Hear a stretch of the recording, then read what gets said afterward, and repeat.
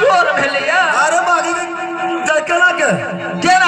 और केना के भेल हैं गए मेला में लालपुर के मेला में फोफी चोरा लेल के तत मार मारल के पुलिस वाला लगले ढोक देल के फोफी चोर के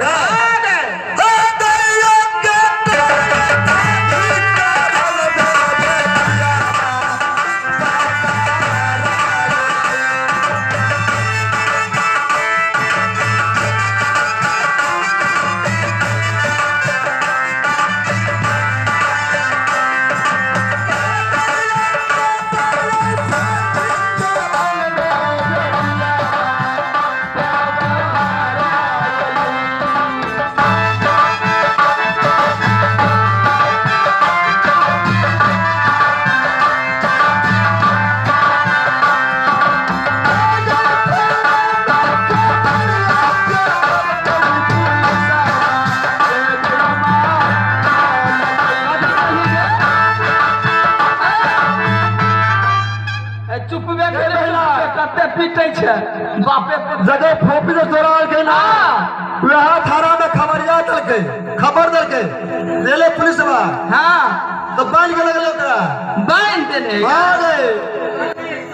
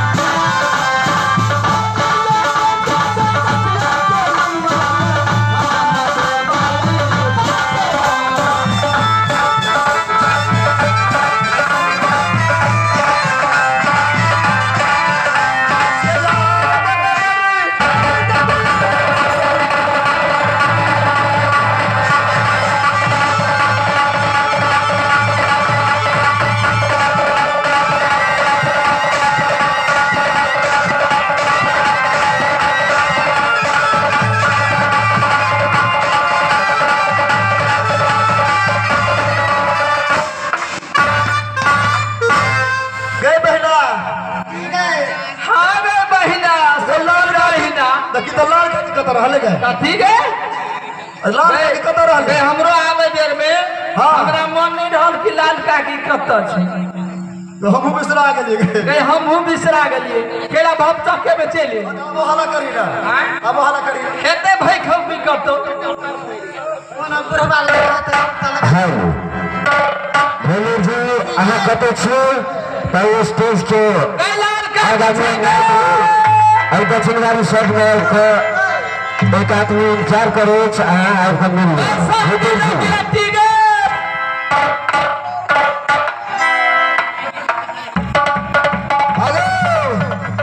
हम तो कहै छलियो तोरा और के तू सब पूरा खानदान के अगर सब दिन गए ने गे बउआ गे हम तो जितिया पवनी केने छलियो गए चली गए हो गए तरुआ तरकारी नहीं खा के एली से गे बउआ भगिन माछे भात खाइ छियो गे ए बउआ गे गए चाच लगौने चली गए हो गे पुआ नहर हमरे गाँव वाला घेर रहे हो गे कथी के ने पूरा नहर हमरे घर वाला घेर रहे हो कहे छै महल कहे छै नहर ही कहे तो महल कहे यहाँ नहर कहे छियो यहाँ नहर गे बउआ गे गे पुरान परिवार छी गे गए राम की सुंदर टाप तोड़ देले हो गए काल खुम गेलियो कहे छै हमर राम की सुंदर यहाँ जोंडा गे जहिया मोटे ना हाँ गए मारवा चाउर खेबो अरबा चाउर के भात हम तो कहे छियो तू सब कोई छोड़ के गंजंगरी नहीं पूछ गए काल खुम डांट तोड़ दल को छोड़ा गए डांट तोड़ देल का हम यहाँ कहे छियो सहल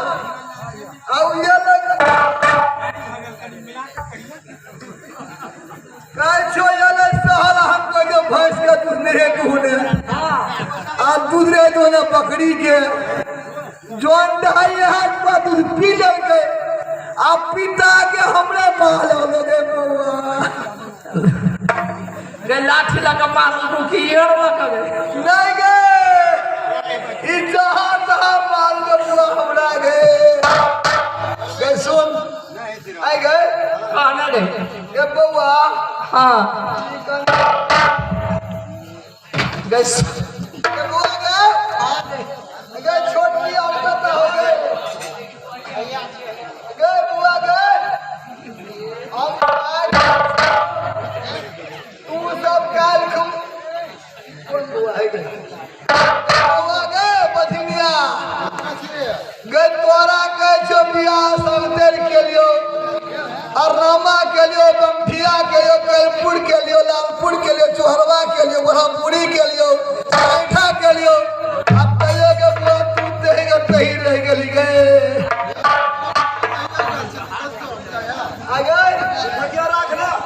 गए कथी गोबर बिछा छल की गोइठा गए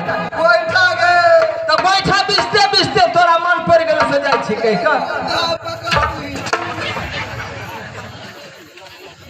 सरदुआ कह दियो जोन दहा तैया ताया घर में एलियो गा के हाथ में लाठी वाला की